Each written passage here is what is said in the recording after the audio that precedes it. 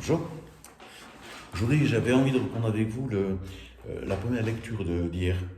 C'est la lettre à Philémon de Saint Paul. Je vous invite à la lire si vous voulez. Elle est toute courte, elle fait pas de pages. Qu'est-ce que c'est cette histoire? Philémon, c'est un ami à Saint Paul, un chrétien aussi, et il avait un esclave, Onésime, qui s'est enfui. Et dans sa fuite, il est arrivé chez Saint Paul et qu'il a converti. Onésime s'est, euh, s'est, s'est converti, il a été baptisé. Voilà.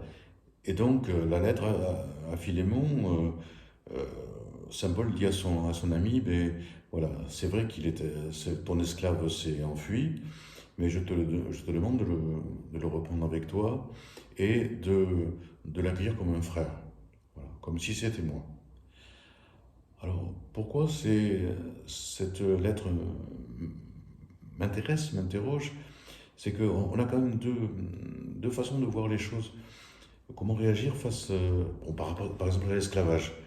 Euh, c'est vrai que les chrétiens n'ont pas été en première ligne pour supprimer l'esclavage. C'est vrai que Saint Paul était pour le maintien de l'esclavage.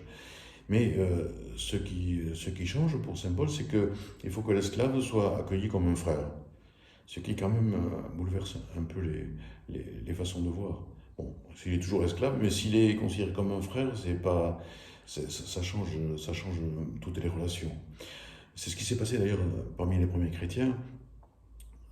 Si j'ai bien compris, un des succès, une des raisons de succès du christianisme dans les premiers temps, c'est que les esclaves étaient accueillis dans les communautés comme des frères. Il n'y avait pas de différence entre les esclaves et les hommes libres. Alors bien sûr, ça ne change rien à leur statut, hein, ils étaient toujours esclaves, mais ils se sentaient reconnus, ils se sentaient intégrés, ils faisaient partie d'une autre famille, et, et beaucoup ont été attirés à cause de ça par le christianisme. Le- c'est vrai que l'esclavage a été supprimé bien, bien longtemps après. Alors la question qui se pose, enfin, il y a deux stratégies.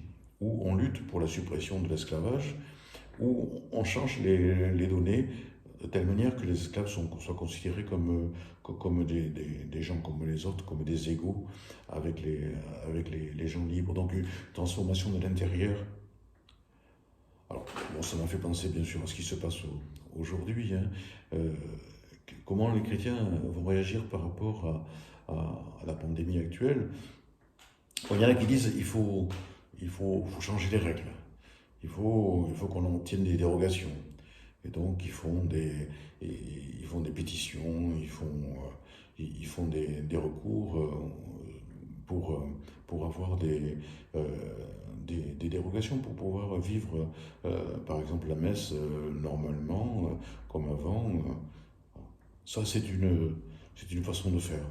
Bon, il y en a aussi qui font pareil pour l'avortement, pour tout ça. Il y a beaucoup de chrétiens qui veulent changer la loi et qui veulent influencer les gouvernements pour changer la loi.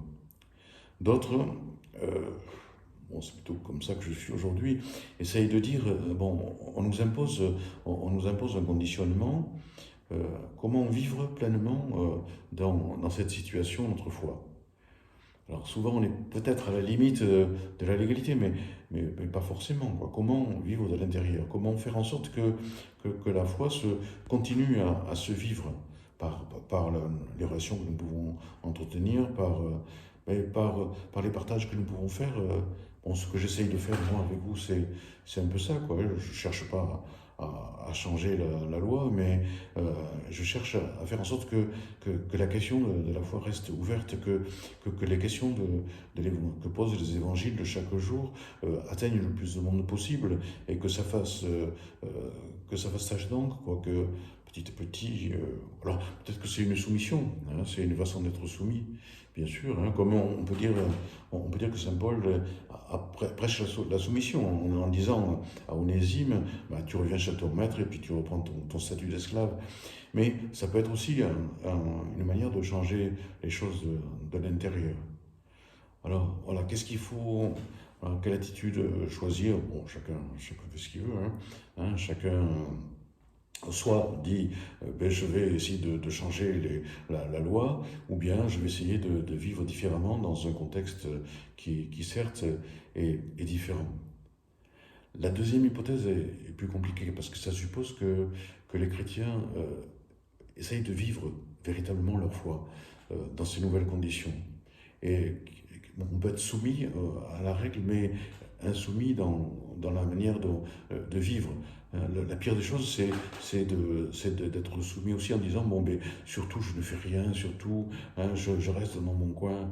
Parce qu'il y a aussi beaucoup de chrétiens qui disent, bon, il faut rien faire, il faut mettre la tête dans le sable, faut se cacher, il faut se mettre en stand-by, en attendant que, que la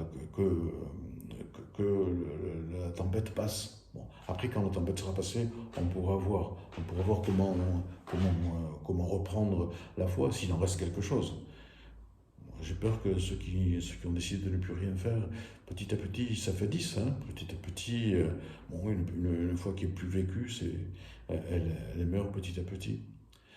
Alors voilà, c'est ce que je pense, mais bon, comment vivre de l'intérieur notre foi, comment faire en sorte que cette foi se développe, euh, comment inventer des comportements qui font qu'on vit véritablement notre vie de chrétien. Non pas en s'enfermant chez nous, hein, mais en continuant à prier, à rencontrer des gens, au moins par téléphone ou par texto, par tout ça. Hein, comment lire, comment s'informer, comment prendre des décisions qui font de nous des véritables chrétiens. Voilà. Alors, c'est, c'est comme on veut, hein. Chacun fait ses choix. Allez, au revoir, à demain.